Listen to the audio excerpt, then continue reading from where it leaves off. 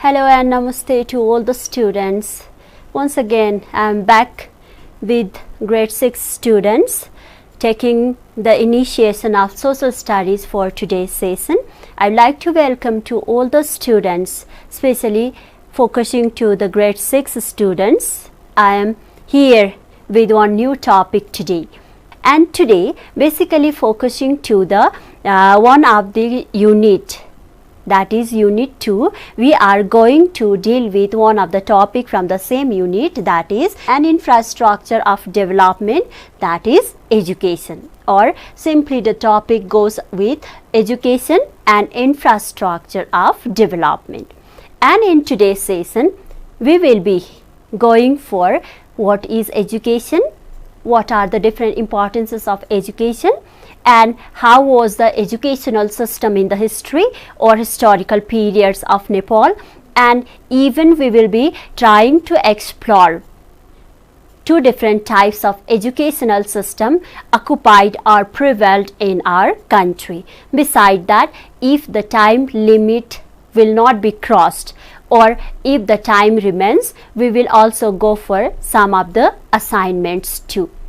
Now, without any delay, I would like to request all the students to be ready with their notebooks, books, pencil, pen, whatever you use, because in the midst of the classes or in the midst of the session, you may have to write something important. So now, focusing towards the lesson, firstly, I would like to drag your attention towards the keywords, the new words which will be most probably used in the today's discussion. So now let me go for this key terms of today's lesson. Here we have the first word. It's initiated. Initiated generally gives the meaning of started something, something that is began, or something that is started, what we can call initiated. Or the next one is to start something new also will be initiated, or to lead something to be done, that is also initiated, or to march a step ahead, that is also initiated, to grasp something. The next one I have got here the word, it's literacy. Literacy generally gives the meaning of ability to read and write. The meaning of literacy is ability to read and write. If you are able to read the social studies book of grade 6, and if you are able to write the answers of the different exercises in social studies book, then you are literate. You are literate. You are a person, so you are literate. And literacy denotes to your ability, that you are able, that you can do reading and writing. That's called literacy. The next one I have mentioned here, it's motivate. The next word is motivate. You don't have any difficulties to read the spelling, so I am not going through the spelling of each word. Just I will define the words only in a simple sense so that it will be easier for you to understand. So here motivate means to encourage somebody to do something. If I say you, wow, you are very good, you can do a lot, please make a note of today's class, okay? Because that will be helpful for you in the upcoming days to revise. So that is what I am encouraging you. That's called motivation. That's what I am motivating you. That's what you are motivated. That is called encouraged. Or in another sense, you can also say that it's also called inspire. The next word I have written here, this is transform. Transform simply gives the meaning of change. changing from one to another. The word transform is not new for any of the students. Here you can check to change the nature, function and condition. If you have started writing cursive handwriting instead of printed font, then that is called your transformation in handwriting. If you have started smiling, looking at the people, it's not as the part of teasing, but you are smiling in terms of respect. But before, you used to get angry when you meet the people. You used to hide your face when you see the non-people. But now you have started smiling. That's the transformation. Previously, you used to have the habit of not reading and writing, just completing your homeworks only. You used to say that my homework is completed, now I don't have to study. But now what you are telling, I have to study well. Beside completing my assignments, beside completing my homeworks, I also have to go once through my books so as to enhance my knowledge. That's called transformation. So here you have got the meaning of transformation, to change the nature, function and condition.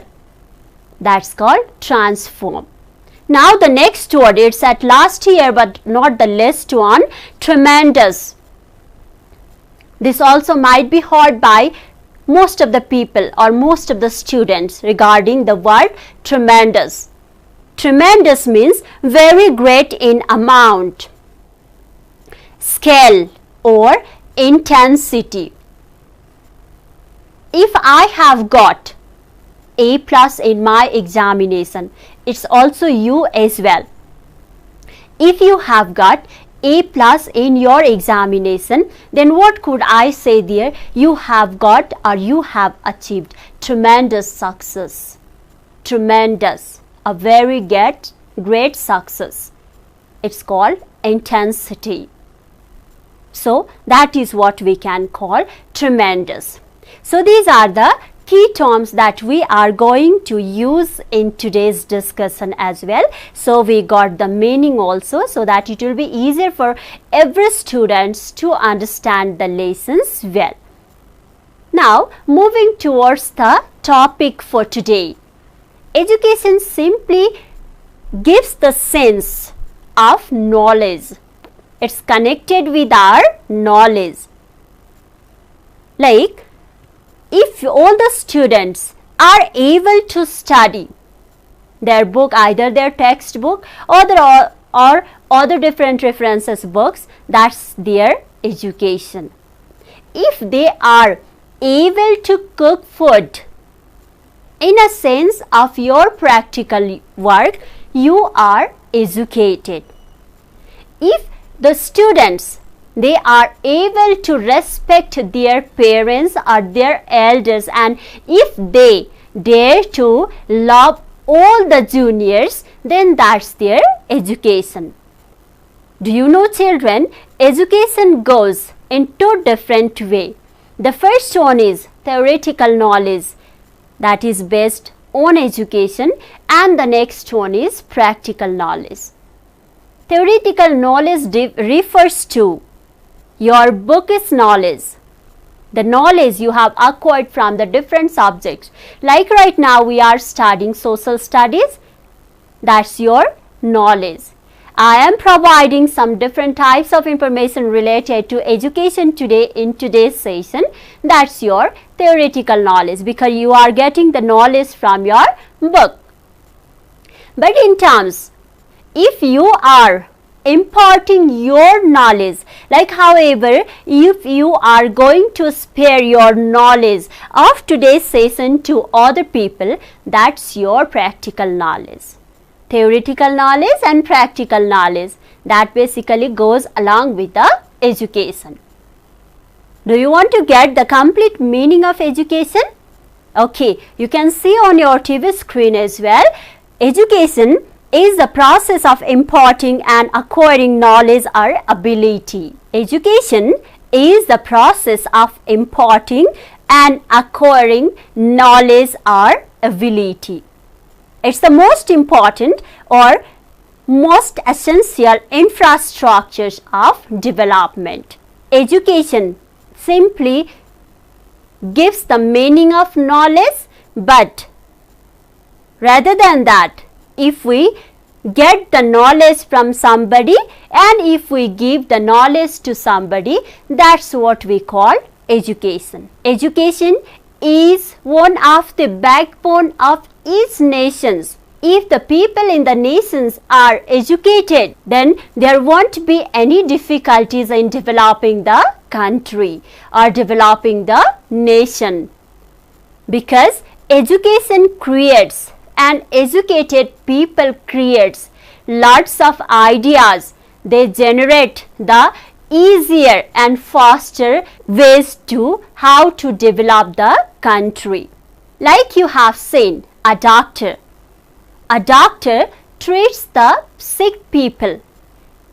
If the doctor was not educated with their doctorate, or if they were not educated with that medical faculties, then do we get the facilities of treating the sick people?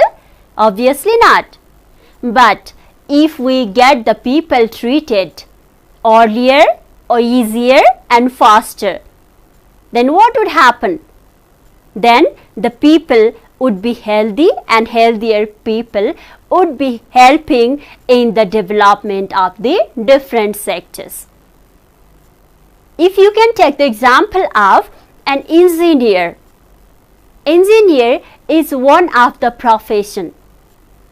Engineering is one of the profession.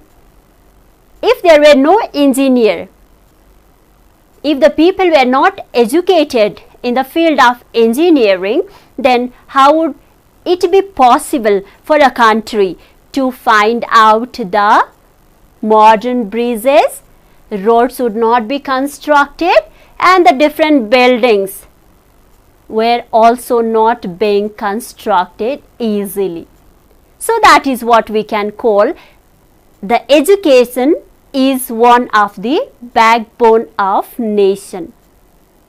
Education, educated people. So engineer, doctor, they have got the education related to their field. Acquiring knowledge, they acquired the knowledge, and when they contributed to the development of the country, when an engineer constructed the big buildings in a nation, when the doctor treats the sick people, then that is what we can call the backbone. That is called a part of development. That is what we can call imparting the education to other. They have applied their knowledge towards other, either to fulfill it or to make others educated or skilled. So that we can say education is the process of imparting and acquiring knowledge and even ability. In the beginning, we were talking about theoretical knowledge and practical knowledge. Ability denotes to practical knowledge. Imparting denotes to practicality. And acquiring knowledge, that's theoretical. So now, let us go to the importance. Why education is important? We simply knew what is education, but now, how is it and why is it important? Let us try to find out through the slide.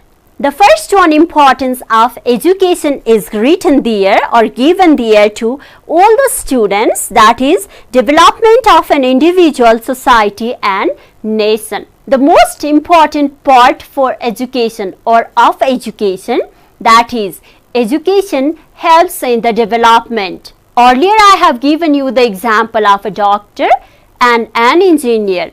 In the same way, other different faculties are there, other different professionals are there, those who were educated with some expertise and with some special sectors.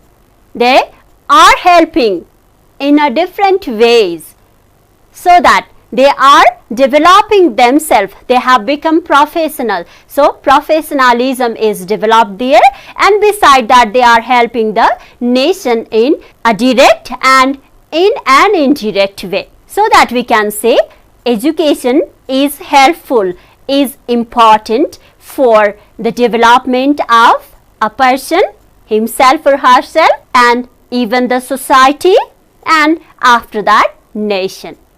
So that we can call education as one of the most important infrastructure of development. The next one importance you can see there as well, promoting awareness and aware the people. If the people, they are educated, if the education is imparted, if we give or if we provide education to the people, at least they at first become aware about so many things. Like the current example I want to provide to all the students right now, that is, the world is suffering from the pandemic of COVID-19, that is coronavirus, and so many people, they are involved in the different tasks, the tasks related to how to remove, how to eradicate, or how to get rid from COVID-19. Some of them are involved in awakening the people related to the different symptoms of COVID-19 or coronavirus. Some of them are imparting their knowledge to wash the hands to the people and even to close their mouth at the time of sneezing and coughing. And some of them, some of the greatest researchers and scientists and even medical persons, they are involved in finding the vaccines and even the medicines of COVID-19. And some of the people, the one who are related to the political parties, are the one who is involved in law making and rules making bodies. They are practicing and they are trying to enhance the different rules, how to be safe and how to make others safe. So that is what we can call education. If there was no education among the people, how would they have gone to do the different tasks? How the people were involved or are involved in making the vaccine or creating the vaccine?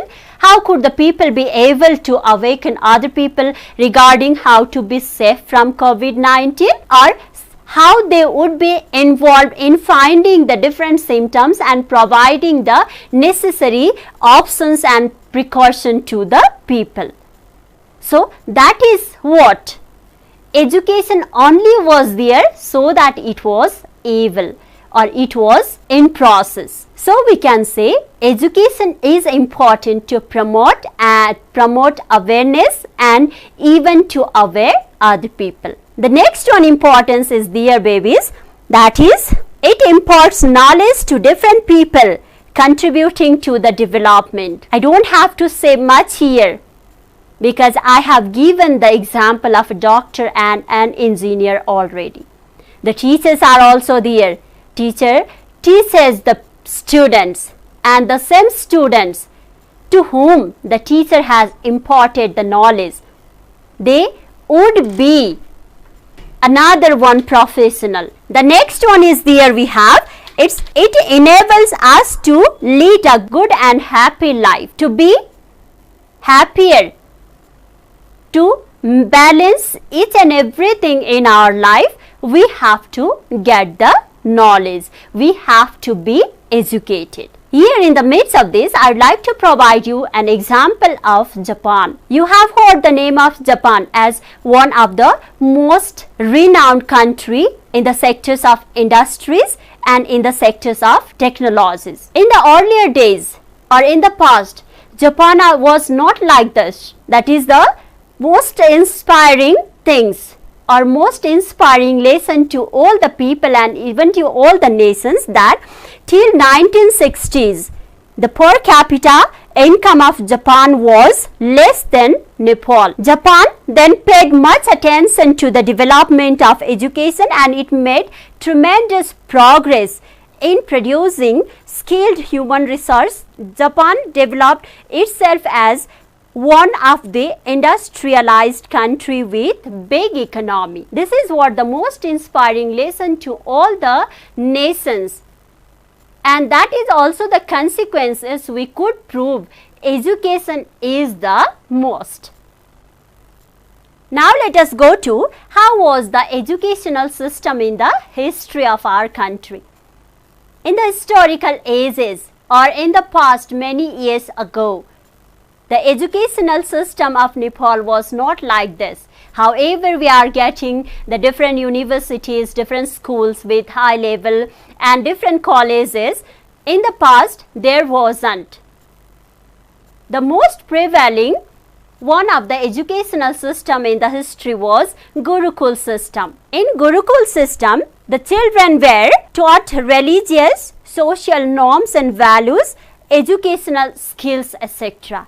They were not taught the different subjects. They were not taught to give the exams and to pass the exams. Just they had to remain somewhere with their teacher, with their gurus, and they have to find out the different works given by their gurus, as well as some social norms and values were also taught to them. Especially that was based on the practical knowledge. Later on, when the people started getting the advancement, then in 1910 BS, the Rana ruler Janga Bahadur Rana started the Darbar High School along with the formal educational system.